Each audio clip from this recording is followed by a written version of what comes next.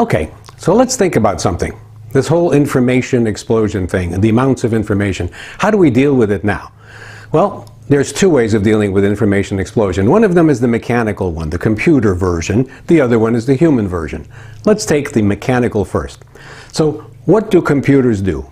Computers basically compute. They manage information. They deal with data.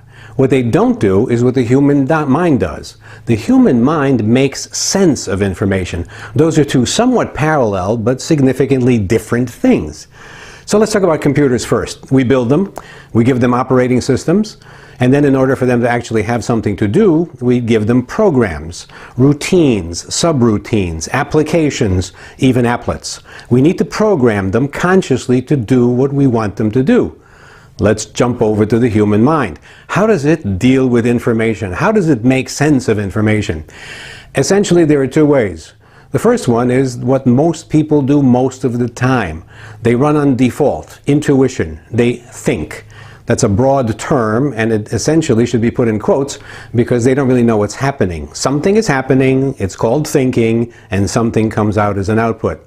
That might have been okay in the past, although truthfully it wasn't really okay in the past. That's why people like Socrates worked hard at trying to figure out how do we program the mind to do better thinking.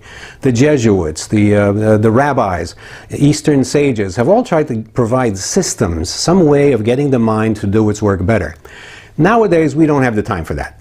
We don't have the patience for it, and we generally don't have the tools for it.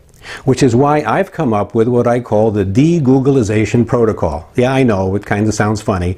And I'm not against Google in particular, but I'm trying to address the Googleization of information. That is to say, everybody can access anything anywhere, and anyone can author and contribute to the noise that we hear. How do you cut through that?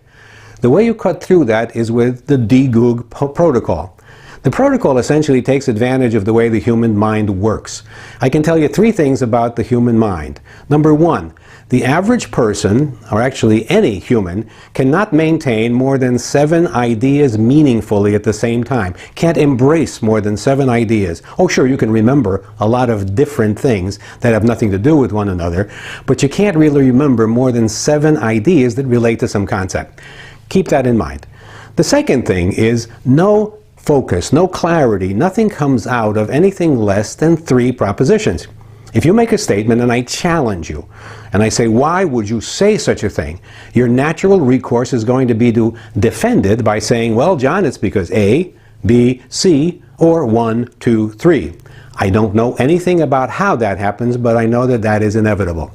And finally, nothing is activated, nothing happens until there is one statement, one compelling idea, one central operating premise that makes people understand something in a snap and be willing to do something about it. So 7, 3, 1. They also happen to be mystical numbers, interestingly enough. The 7th son of the 7th son, the Trinity, the Holy Trinity in some cases, and maybe the less Holy Trinity of, for example, the Internet and Wikipedia and all of the Googles put together who created the information mess in the first place.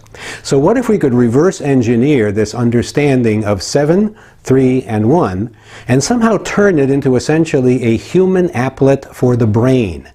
Something that would help the brain process information quickly and efficiently, no matter how much information, no matter what the issue. That is the core of the DeGoogleization protocol, and DeGoog does its job very well.